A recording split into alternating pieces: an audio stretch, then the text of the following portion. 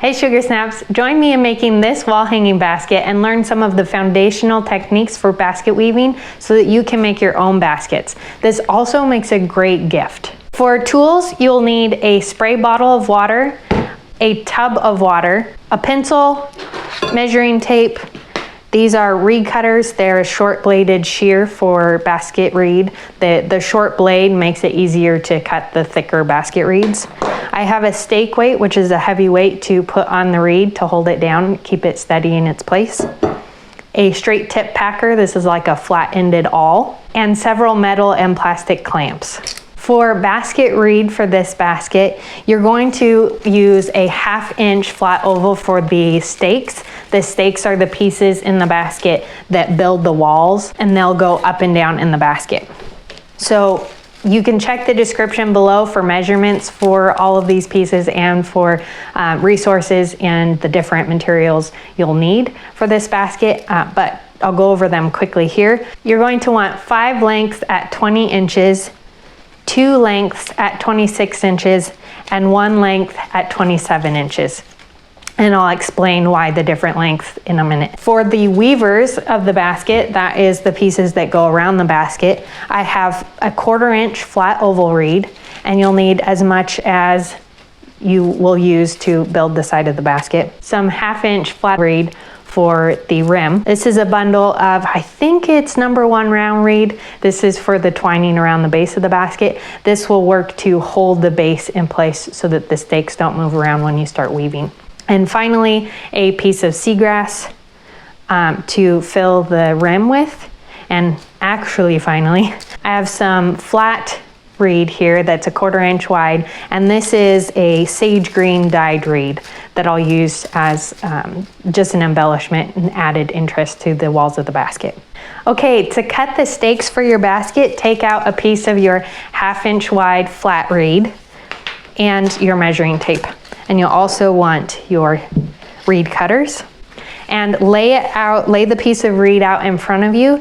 And I'm going to show you how to cut one of the 20 inch length stakes. You'll use the same process for each of the stakes included in the list in the description.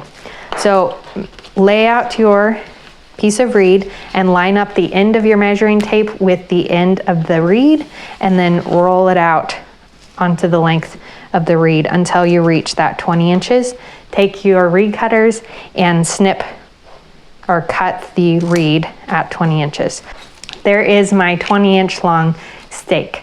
Now cut 5 20 inch long stakes, 2 26 inch long stakes, and 1 27 inch long stake. The next thing to do is figure out which is the right and the wrong side of your reed. And to do that, you can feel the surface of the reed. One side will feel more smooth and one side will have a rougher texture, and there will be more little hairs coming off of it. And the rougher side, that's the wrong side.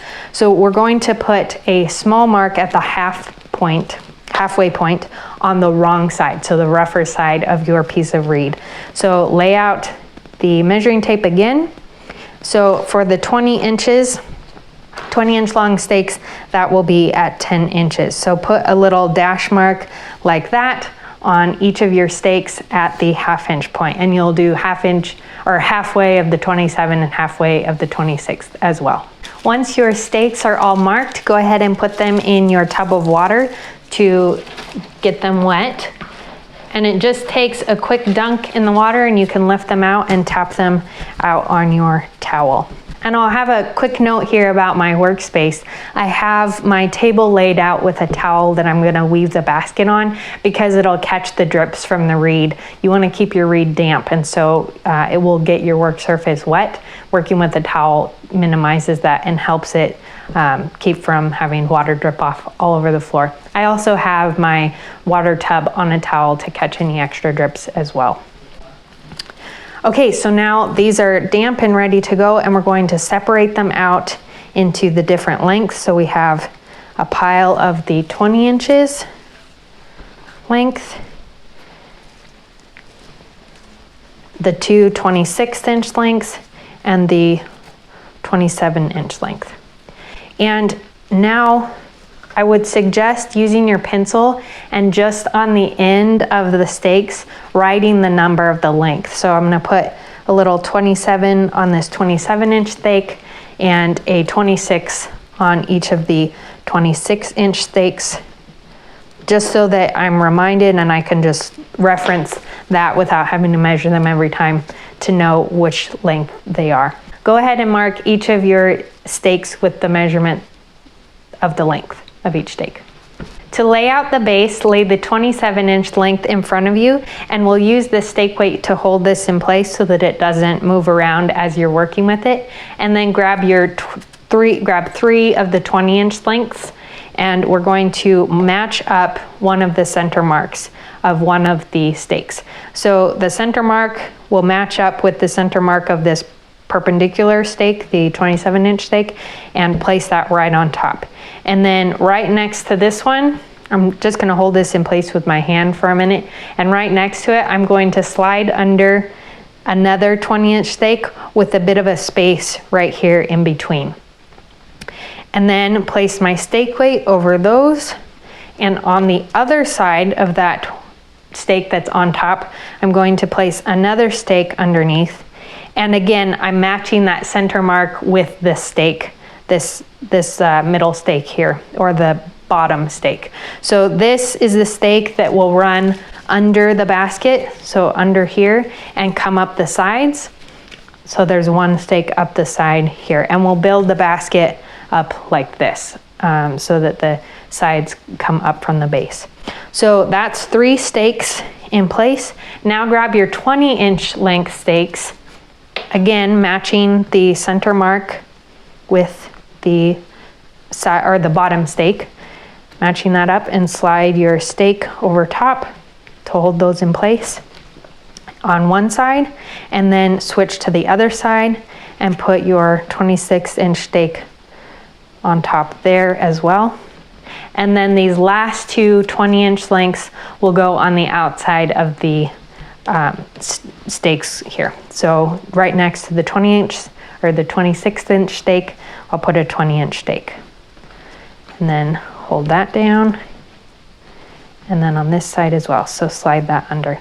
So I've worked an under-over pattern here. So under, over, under, over, under, over, and under, matching up the center marks with the bottom stake or the 27-inch stake. So that is laying out the base. So all the pieces are where we want them to end up. Now we're going to twine the base. For twining, grab your round reed and open it up. I have mine in a little bundle here, and you're going to pull out a piece. These like to go everywhere. So if you're opening a new bundle, I would suggest opening it flat on your work surface, cutting the ribbons or ties or whatever is holding it together, and then carefully uncoiling one piece at a time. I've had massive messes where it's like Rubbermaid tub size mound of round reed that I have to try to untangle every time I want to weave a basket. And that's just not the creative energy I want to use on, I don't want to use my creative energy on that. So that would be my suggestion for managing your reed. So place your round reed in the water, dunk it in really quick, and set aside any extra. You might need more depending on the length of your reed. What we'll be doing here is folding the reed in half. Well, not in half. You want the ends to be mismatched. So I'm gonna offset the ends about 1 foot, and then bring the reed out and create a gentle crease right here in the end. Oops. And mine just popped, so broke that piece in half. And if that happens, just grab a new piece and soak it. This seems to be pretty rather brittle reed, and so you might need to soak your reed a little bit longer than just dunking it to allow it to soak in the water and become more pliable. So I'll let that sit there for a few minutes. Okay, so the purpose of twining or working around the basket, like we'll be doing here in a few minutes, is to hold all your stakes in place. If we started weaving the walls of the basket right now, you'd end up with stakes going everywhere. It'd be super frustrating, and you'd probably quit and not finish this video. And I want you to finish, because finishing a basket is so exciting, and it's really fun to have this process down. So doing twining is creating a little, like a lock stitch around the base, so that you're holding those stakes in place. And once that's in and you've finished your basket, you can cut that out if you want, or leave it in just as kind of an added interest point to the basket. You can decide whether to leave it or keep it when you're done. It might leave a slight gap in your basket if you do cut it out, because we'll be going around twice for this basket to make sure everything's firmly in place. But if you're okay with that, that works for me. Grab your twining and let's try this again. So offset your reed, and then let's take this a little bit more carefully this time. So I'm gently gonna pinch, just kind of finessing it to try to create a crease without cracking it. If it cracks a little bit, that's okay, but I don't want it to crack in half like the other one did. That's not useful. And there we go, yeah, like that. So that is basically, it's just a fold. You're just folding the reed in half, and that will get to the point, or that's the point we want it to be at. If there's a little bit of cracking, there's some slight cracking on the edge here, it's hard to get away from that. That's totally fine. Just less than halfway through the reed is preferable. This can seem overwhelming because there's a lot of pieces, a lot of moving parts, and we're working with kind of an unruly piece of reed here. But we'll go through it slowly and just persevere, because once you get through this step, it'll be downhill from there. Pretty simple. So let's move our stake weight towards you, so you'll be working on the side furthest away from you.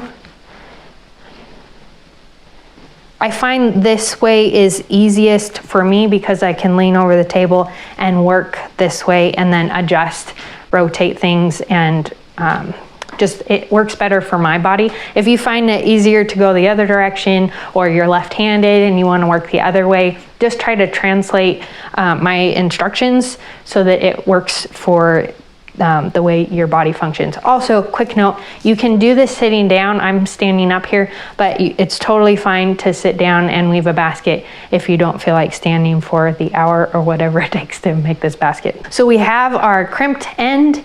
We're going to place that over one of these stakes, and I'm going to pick this stake. So this is 5 stakes in, so from one of the sides. And the reason I'm picking this one is, one, because it's a stake that's going under the bottom stake, or the 27-inch long stake. So it's under here. And also there's enough stakes on this side that when I circle around, there's some room that I can cut the tails of the twining. And that will make sense, more sense in a minute or two. Okay, so take your loop, put it around the stake, and bring it flush with this, with the bottom stake.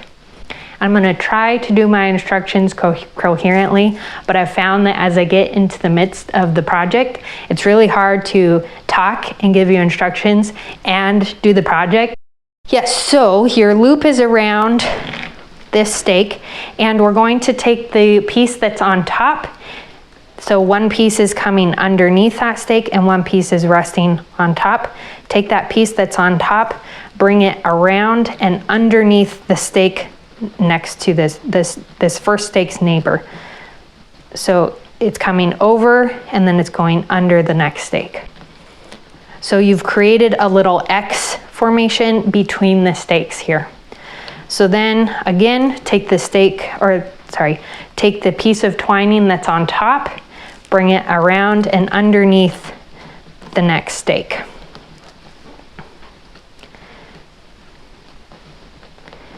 And then for the end here, and I'm gonna do a quick adjustment of my stakes here because they're kind of moving apart. You want about the same distance in between each stake. And I was just noticing that mine have come apart. And you can adjust this up until you start the twining.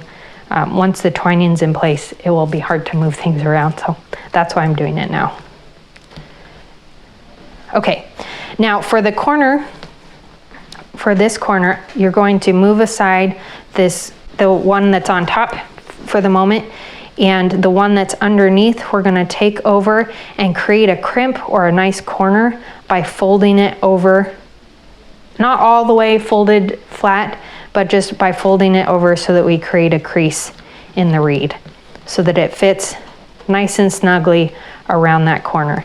And then this one that's on top is going to fold underneath this 27-inch long stake and create another crease like so.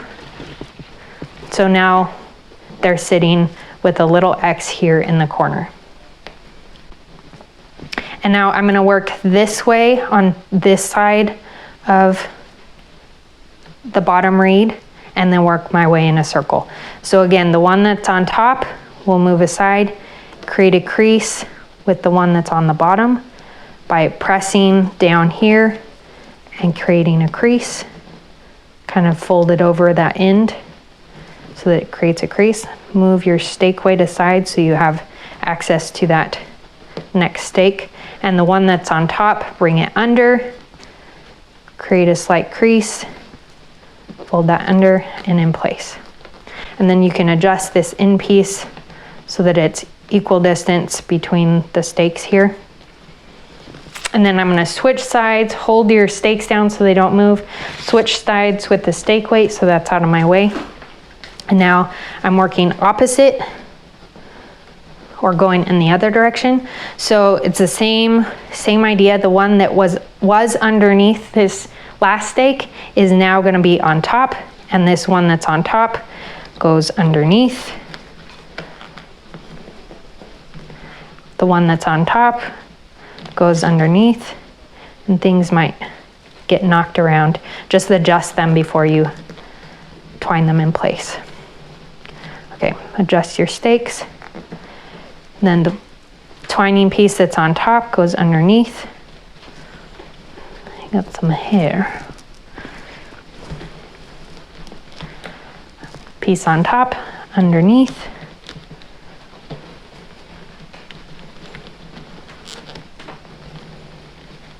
And then make some adjustments here quickly. And another tip here as you're twining is hold your twining in place on the last stake you did. So this stitch here where it's crisscrossed in between this stake, these two stakes here, I'm gonna hold that in place to kind of crimp it down, clamp it down so that I can do the next stitch. And then I'll move forward, lifting up that top piece and tucking it under the next stake, like so. So now I've twined all the way around. I'm gonna switch the stake weight again to the other side and bring this around here so that the bottom one is going to come to the top. I'm gonna create a nice corner by crimping that over and then bring this one that's on top here underneath and creating a corner with it as well.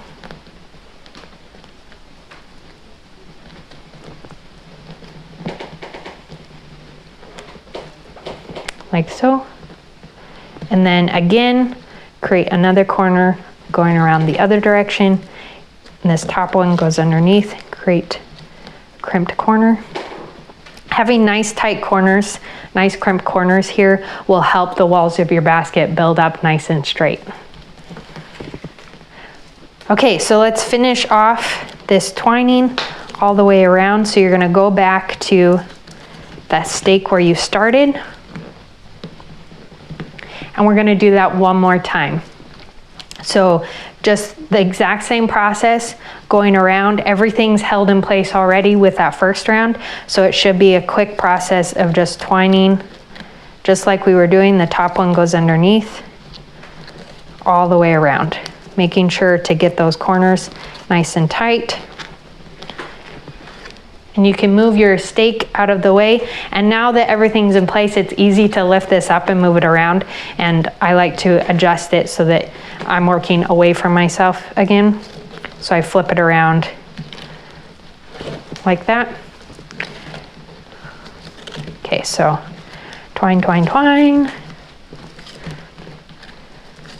And you can see I have 2 rows there. Just as added insurance that things won't move around.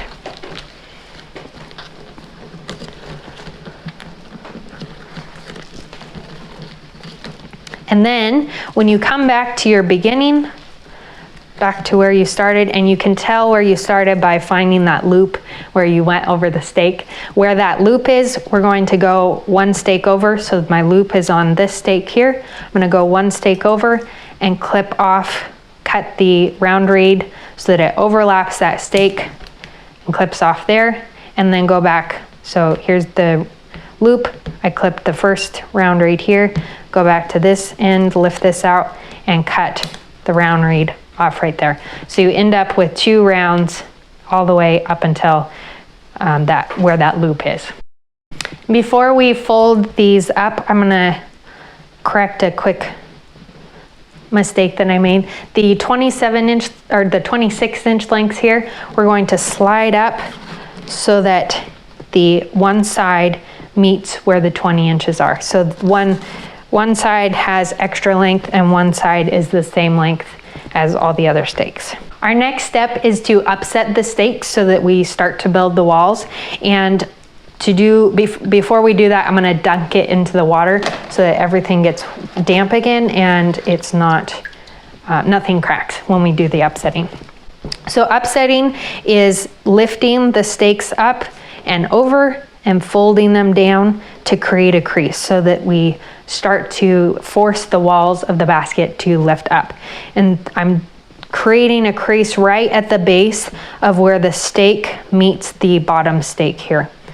So through the twining, kind of creating a crease. And you might find that the twining, where the crease wants to be is actually at the base of the twining. So where the base is made up of the stake and the twining.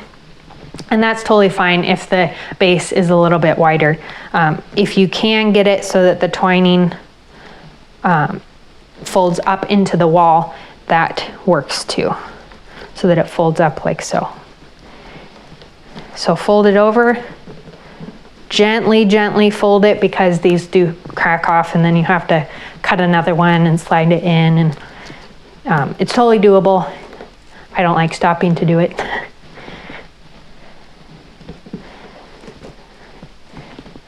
So I'm folding all the way around. And you're gonna fold one side and then go around on the other side and fold there as well. When you get to the places where you cut the twining, just hold that, pinch that down so that it doesn't come undone as you fold up these stakes, or else it'll want to slip out of place. Okay, and then once all of your stakes are done, oops, I missed this one. If you like making things, give this video a like because it will help this video spread to other makers. To weave the walls, grab your 1/4 inch flat oval reed and grab a couple pieces out and put them in your bucket of water to start to soak. The soaking process doesn't take very long. You just need to dunk the reed into the water. I'm gonna grab 3 pieces here, put them in the water, and then get started with the walls. And this is the kind of mess that I'm talking about that can happen with your reed if you're not careful about bringing it out of the coil carefully. Luckily, 1/4 inch flat oval reed is pretty easy to keep in a bundle. You can usually organize it a bit more. These are pieces that I pulled out of a bigger bundle, so it's nice to, it comes back together pretty easily. When you have bigger bundles, it's more of a process to get the reed out. Okay, grab a piece of reed out of your water bucket and tap the excess water off. And now 1/4 inch flat oval reed is flat on one side and rounded on the other, or flat oval in general. Has one side that's flat and a rounded side on the other side, or I guess maybe a beveled side is how you would call it. The rounded side you want to be facing the outside of the basket, because that will be the side that you want to see. So let's start by folding over the stakes in front of us. I'm going to set this weaver aside.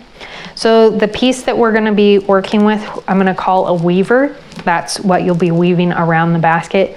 Those are weavers. These pieces here are stakes, and that's what we'll be weaving around. Give your stakes a quick spray down to get them damp again. And then I have them folded in half so that the base is facing towards me.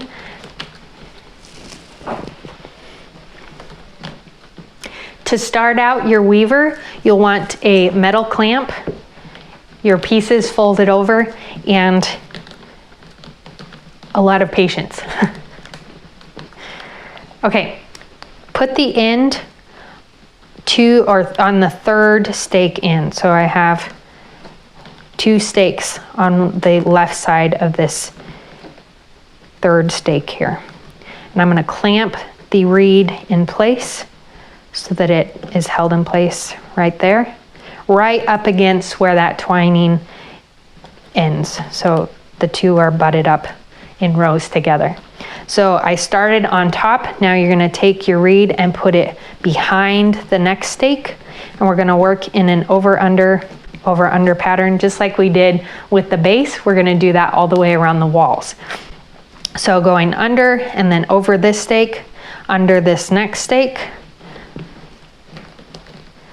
over this corner stake, and we're going to go over, but before we turn, create a crease by pressing that reed, the weaver, down and around the corner here to create a nice corner crease, and then gently flip up your basket so that you can see the end here. And you're going to create the end stitch where you're going under. This time, because you have nothing to press the reed around to create the crease, you're going to create a crease by just folding it back a little bit. So there's a nice corner crease, and then you can lay it down so it's on the other side. And this next stitch is an over, and then under, and over, and then under, over, and then under, over this one, create a corner crease, pressing down, go around the corner, create your second corner crease to create that side edge, flip it around. And now I'm going to put another clamp into the end here, holding this first weaver in place, so that I can lift out this clamp here. Now this is an over, the next one's under, and now we're overlapping where we started out here. We're gonna overlap 4 stakes. So this stake, this second stake, third, and where I have the clamp, the 4th stake. So I'm gonna go over this end, we're covering up this end, overlapping over this stake, and cut your reed, your weaver reed, right to the outside edge of this 4th stake. So to the outside edge, and then we'll tuck this end behind so that it's hidden. So that both ends, both this starting end and my ending end, are hidden behind a stake. And then you can use your clamps to hold everything in place again so that it doesn't come all undone. And now we're gonna switch sides, so rotate your basket so that where you started is now underneath, it's on against the table, and we're going to start the next piece on the other side. We want to start with enough stakes to the right of where we begin so that there are 4 stakes that we can overlap. So for this one, that means going on the second stake in, because if we started here, we'd end up with the end on a corner, and you don't want the overlap to end on a corner because then it will add extra bulk, which will make it look a little bit funky. So grab a clamp your reed right up against that first row so that it's stacked on top on the outside of the stake, and then bring it around behind. And we're going to do opposite of what we just wove. So where we went over before, we're going to go under on this next round. So I'm going over, under, and this time around the corner is an over, so I can pull in tight to that stake to create my end or my side, and then bring it around here. And as you work, pull the layers or the rows down. You'll do this on each of your rows in order to stack your layers together so that the basket ends up nice and tight. Once reed begins to dry, you start to get spaces in between if you don't stack them tightly because it shrinks slightly. So stacking it tightly now means once it's dry, you'll have a nice finished wall to your basket. Okay, when you meet up to the clamp that you left in the last row, go ahead and lift that out because you'll be locking in those layers with this next row of weaving. And if you look and your corner is kind of bowing out or sticking out more than you like, you can pull in some of that slack and pull in the row a little bit tighter. And the tightness on these corners will determine how the wall of your basket comes in. If you pull too tight, your basket walls will start to veer in. If you are too loose, they'll start to go out. If you pull so that they're straight up and down, you'll end up with a nice rectangle basket. Turn the corner here, go around, and then move your clamp over so that we can bring this around and start to overlap once again. So overlapping 1, 2, 3, and 4. This time to do that, I'll just bring it over, measure the length that I need, cut it to the outside edge of that 4th stake, cut it down, and then weave it over top of that where you started, and then tuck this behind so that it's hidden. So that's 2 rows of weaving on your basket, and we'll just continue doing that up the walls of the basket. Now, as you're weaving the walls of the basket, I'm using a 1/4 inch wide reed, and I'm using 1/4 inch flat oval to start with, and then I'll throw in some 1/4 inch dyed reed to add some visual interest. You can do this by adding 3/8 inch flat reed or 1/2 inch flat reed to kind of intermit the different sizes of the reed, and I'll add to the interest. On this basket, I have 1/4 inch wide with some 3/8 inch flat reed in between to just add some dimension and depth to the basket. Okay, for the 3rd row, flip your basket over again. So where you started on the 2nd row is against the table, and this next row is the other side. And I'm gonna go under, kind of slide this behind this stake and on top of this stake here to position it. And once you've gotten to a couple rows, you'll stop, you won't need the clamps as much anymore because the walls will begin to hold the reed in place. So I don't need to put a clamp here because I can go around. If this is your first basket, I do suggest putting a clamp in place to hold that reed in place. It's one less thing to worry about. If you accidentally pull too hard, having the clamp there means your reed will stay in place. If you pull too hard and you don't, the reed could come undone, and then you have to weave the row again. So it's just a nice support when you're beginning to have one less factor to have to worry about. I'm going to create my corner here and then weave around.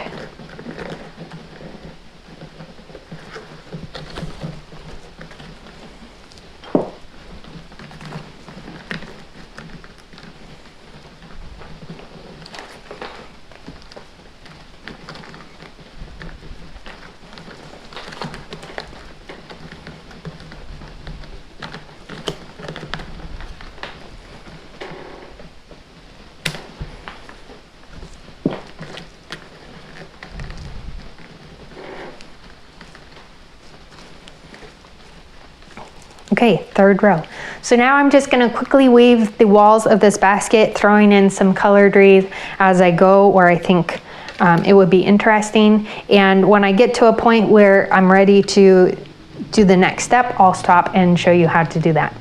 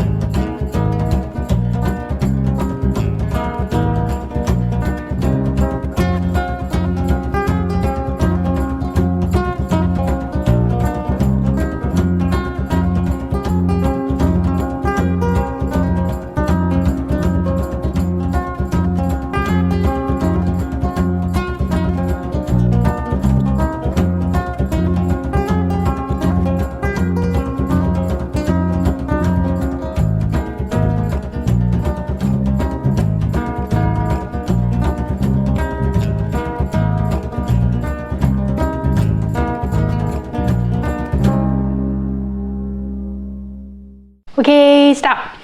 So the point at which you stop weaving is where you have at least 1.5 inches, if not 2 inches of stake left at the top of your basket.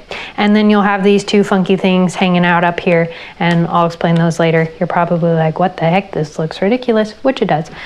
We'll do that later. Now the next thing that we'll be working on is the rim, but before we do that, we need to remove all of these stakes sticking up, because that would look funky sticking out of your basket. This process is called cutting and tucking, and dunk your basket really quick to get it damp. The cutting and tucking is where you're cutting off one end and folding over and tucking another stake. So the folding over are those that are overlapping the last weaver. So this last row of weaving that we did, the stakes that are going over, going over the weaver, those are going to get folded over and into the basket, and you're going to create a crease so that they tuck in like that. And those that are going behind that last weaver, we're going to take the shears and cut right flush as possible with that last weaver. So go around and fold over those that are going to get tucked. So you're folding over, and you're folding over that top weaver so that you're holding that weaver in place. So we're gonna fold it over and then tuck it into the inside of the basket, in the inside of the wall of the basket, and it'll clamp that last weaver down, holding the wall together and in place. It's kind of like a binding or a finished edge that we'll put the rim around. So cut and tuck all the way around. If you get a little bit of a crack or hairs coming off of the tucked sides, that's okay, just as long as it doesn't break all the way off. And these long pieces, we're gonna skip for now, leave those and just fold and tuck around them.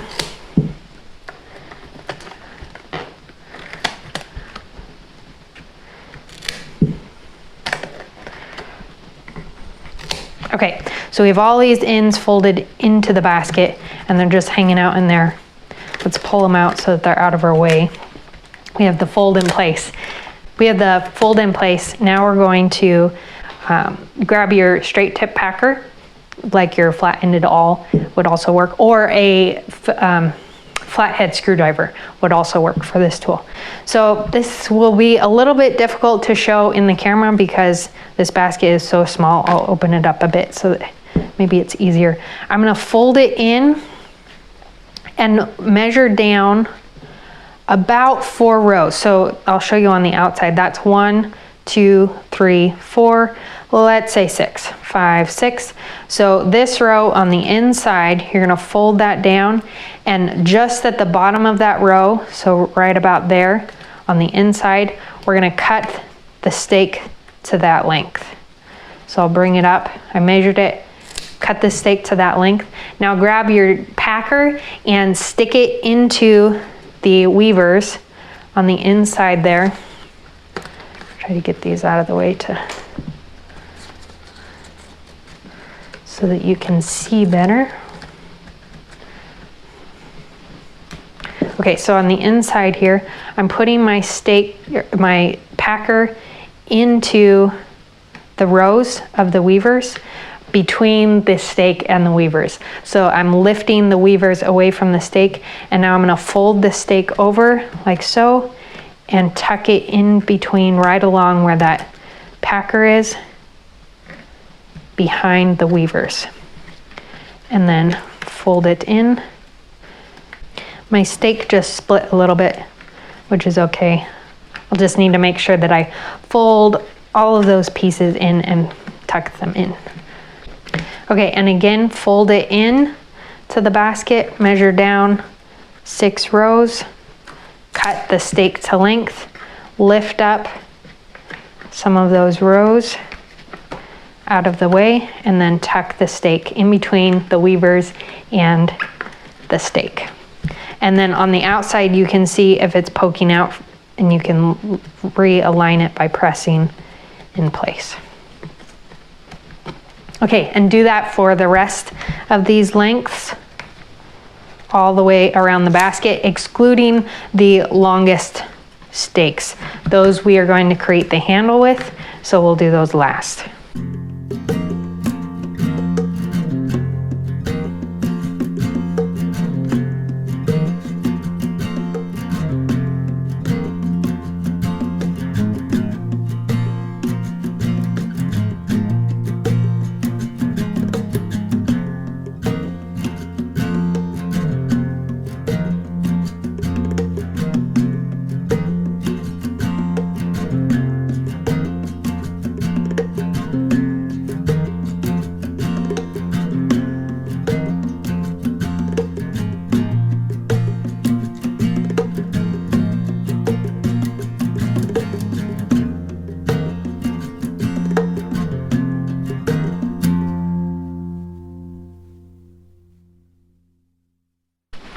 Empty out all of the ends left over in your basket, and now we just have these 2 antennas that we need to make the handle out of.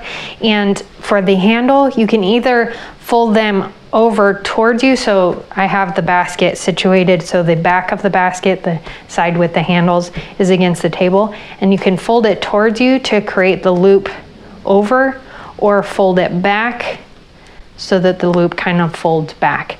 And I would suggest doing it so that you're folding it back, because then you're creating a nice lip that wherever you're hanging your basket, the hanger can catch that lip. So folding back, and then we're going to take it, I'm gonna flip this around, take it, and on the other side, the other piece of stake that is long sticking out here, we're going to tuck it in right in front of that.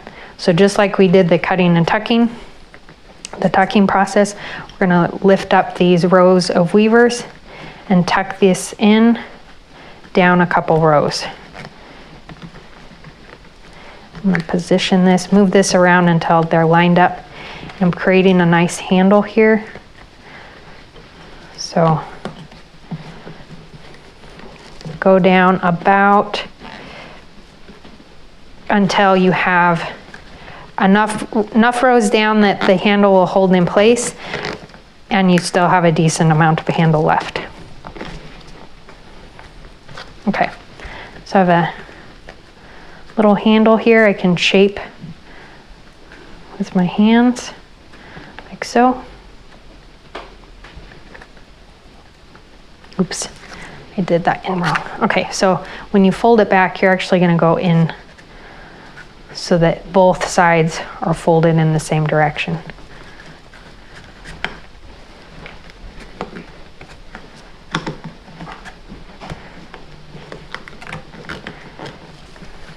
Okay, and then overlap these. And I'm going down 1, 2, 3, 4, 5, 6, 7, 8, 9 rows so that it's nice and steady as a handle. Make sure those overlap well so that you don't see the stake underneath by pushing them over. Okay, so there is one side of your handle. Now you're gonna do the same thing with the other one, but from to the inside of the basket. So overlap that handle, and then we'll press it in between the weavers on the inside of the basket.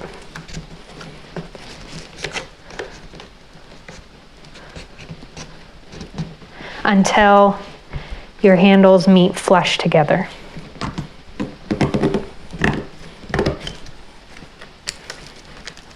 Fold them inside each other, like so. So they're overlapping like that. And then adjust the stake so that it's overlapping evenly there and it's hidden behind. So they're layered right on top of each other. And there is your handle for your wall hanger basket. Now our final step here, or our final steps here, are putting the rim on and then lashing that on. Okie dokie. To set up the rim, grab your 1/2 inch flat reed and your seagrass. Let's open this up and put it in the water. You don't need to put the seagrass in the water, just the 1/2 inch reed. Just dunk it in and find the smooth side or the right side of the reed by running your finger along it. Sometimes it can be tricky to find which is which because they're so similar. But one tends to have a slightly shinier texture or more of a sheen, and the grain's smoother. To set up the rim, let's put the outside, the right side of the reed will be facing us, and we're gonna do the outside, the outer rim first. So we're gonna put the overlap on the back, on the side with the handle. So place that right on top of the first or the last row of weavers so that the rim reed, we'll call this the rim reed, and the last weaver are overlapped. I like using the plastic clamps here for the rim because they have this nice space in the center between the clamp pieces that allow the rim to sit inside without causing grooves on the reed. So it makes a nice situation for creating your rim. Now I have that clamped there and it's overlapping that top row. Now I'm going to bring it flush around the corner, and I'm making sure that it's tight up against the basket all the way around here. Put another clamp right in front, bring it around this second corner, and overlap by 1.5 inches. And I'm just guesstimating what 1.5 inches here. Make a nice straight cut so you get a nice straight edge there, and then lift up that clamp, holding everything in place. I'm gonna hold that first overlap in place, overlap, and then clamp everything there. And there's your first row. So you have a 1/2 inch on top of a 1/4 inch, so you have a nice space on top that your seagrass will sit in. And we're gonna do that same process on the inside. We'll put the right side of the reed to the inside of the basket, or facing us as we work. So I'm gonna lift this clamp On the front side, we're gonna put the overlap of this inner rim on the front side of the basket, overlap that top weaver, clamp in place, bring it around. And this inner one can be a little trickier to get flush with the basket because you're working in a tighter spot, but just use your fingers to kind of bring it around. Hold everything in place here so that you don't lose any of these layers. You have 2 overlap pieces and your new layer of inner rim. Clamp all of those together. Bring it around this other corner, this other side, and then overlap again at 1.5 inches. Cut that in place and then clamp those layers together. There's your inner and outer rim. And now for the seagrass. Open up your seagrass bundle. And for this guy, I'm going to bring the seagrass all the way around the basket. If you're using handles in baskets, typically you butt the seagrass up against the handle, then bring it around, butt it up, cut it at that handle, and then do a separate piece inside the handle. That's for more complicated baskets. Because this one is so small, and it would just be trickier to keep the seagrass in one place, I'm going to start and stop all the way around the basket. So just one start and one stop instead of multiple pieces of seagrass. So starting here on the inside of that handle, lift up your layers, holding everything in place, and tuck the seagrass into the space in the top of the basket here. And then go behind this handle, kind of tucking it in, the seagrass in between the layers and around the corner, and I'm just pressing it into that space that I've created. Now it can be tricky to press the layers or press the seagrass in when there's the overlap. So just lift the overlap away, put the seagrass in between the layers, and then reclamp that in place. Come around the corner here. And then we'll end right here on the outside of this handle. So we started right here on the inside with this guy right there, and we're ending right on the other side of the handle right here. Do you want more textile and fiber arts tutorials, resources, and inspiration? Check out the link below to sign up for my email update. It's a twice-a-month email where I have a list of resources for each fiber arts category. You can check those out here on the side. Also included is new tutorials, courses, any textile indie news, and lots more in the fiber arts and textile communities. Sign up using the link below. Our next step last step in finishing this basket is lashing the rim, and that's doing a whip stitch around the rim to hold everything together. This finishes off the basket, it gives it a nice border and hold everything together so that your basket is sturdy and well usable. So I'm going to do my lashing with a 1/4 inch flat oval reed. You can also do this with a round reed or narrower flat oval reed. Get your reed damp and then kind of toss most of it onto the floor out of your way. And again, we're working with that rounded edge and the flat edge, with the rounded edge facing up. So we'll work with the flat edge against the basket.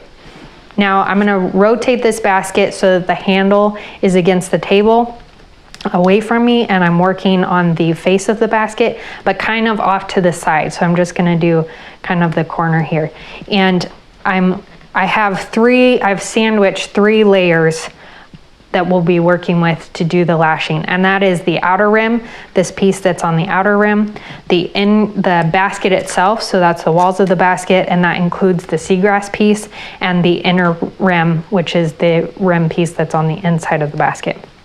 So we're going to put this lashing piece rounded side facing up.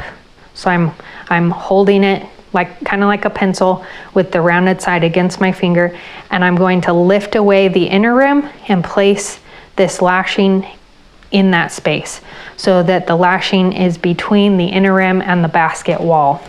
And place it down in the basket and then reach in and grab the end and bring it up and create a crease right against the bottom of that inner rim, loop it around and put it back into between the basket and the inner rim. So you're creating a loop around the inner rim as a starting knot to hold your lashing in place. And again, this reed can crack, so just be gentle. Allow it to soak in the water enough so that it's not brittle. Okay, so this is a slower process because there's a couple things you need to keep in mind as you're working. The first being that you're gonna run the reed through your fingers, and I'm pinching this reed with my thumb against the rounded side so that I maintain the round side on top. And I'm running the whole length through.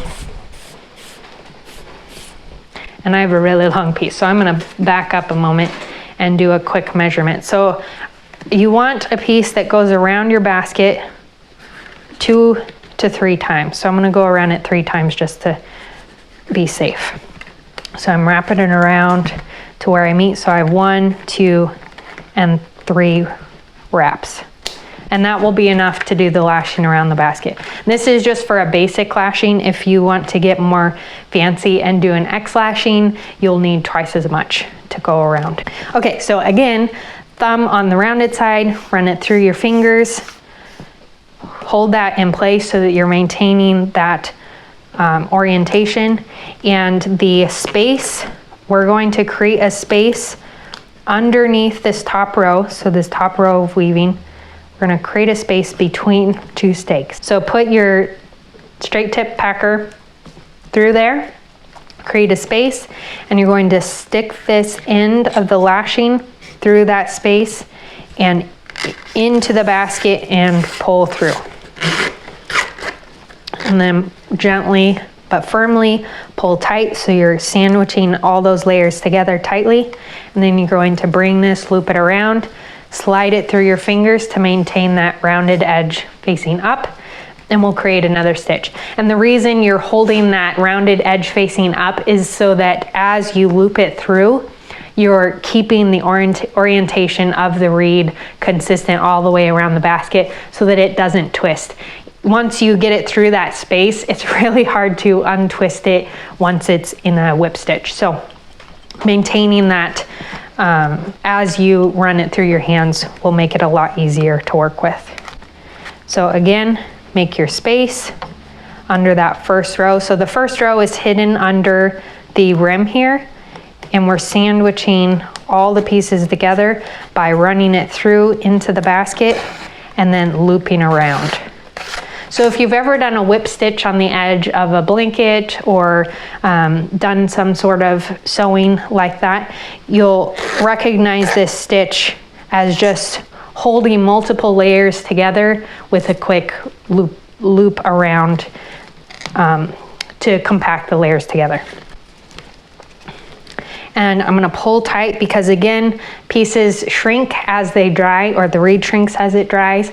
So you want the pieces tight together, the reed tight together, so that once it begins to dry and shrinks, it doesn't create big cracks or spaces. And it also means that your rim will be sturdy and won't crack or break or get ruined in some way because it's so loose. Okay, and when you get to the overlap, where your pieces overlap here, you can remove the clamp out of your way or just move it over if things are still moving around to hold the rim in place as you work. And another thing that I do for the rim is I hold the last stitch that I did on the inside of the basket, kind of pinch it with my hand to make sure that it doesn't come loose or move at all. So to go around that join, I do a stitch just like normal, pull through, and then make sure these pieces overlap, and I pull them tight together. Like so.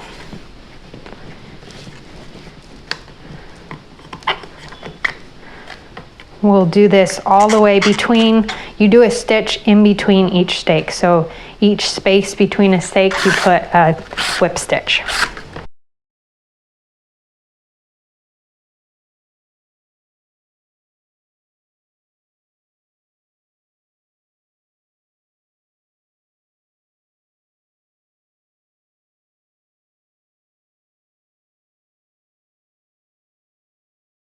And just make sure that your seagrass goes into the space as you work. Tuck it in and then lash around it so that it's sandwiched in between the rims. And as you're working, if things start to get dry, whether that's your rim or your lashing reed, go ahead and spray it down to keep it damp. It's less likely to crack or cause extra hairs or splinter or anything like that if it's damp.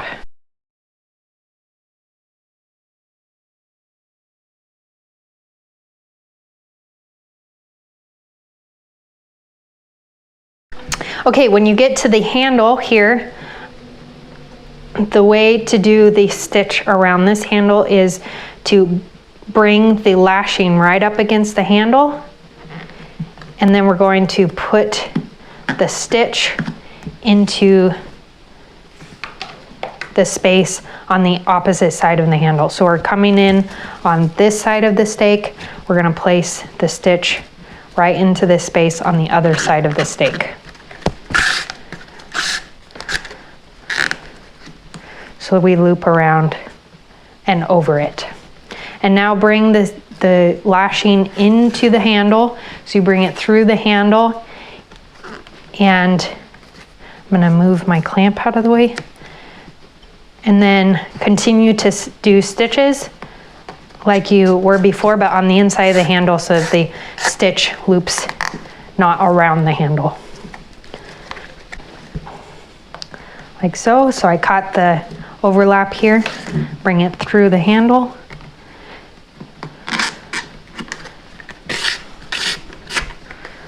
And then here I'm getting some weird overlap where the one side of the rim is pushing up above the other, so I'm going to adjust things by moving them around with my packer.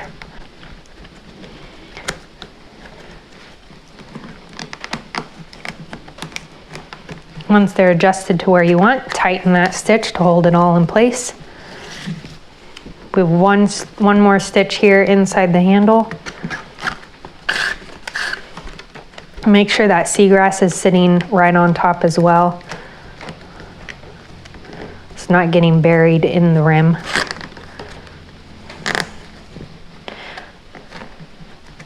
Okay, and then this stitch will go on the outside of the handle. So we're gonna bring it back and to the side of the handle and do the stitch in the space right next to the handle so that it mirrors this side. Tuck that seagrass back in. You'll get a bit of a lump because the seagrass is overlapping the handle reed there.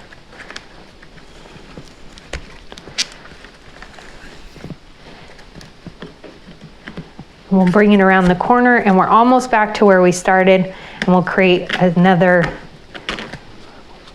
loop knot to hold it in place. So do your last couple of stitches to make sure every space has a stitch in it.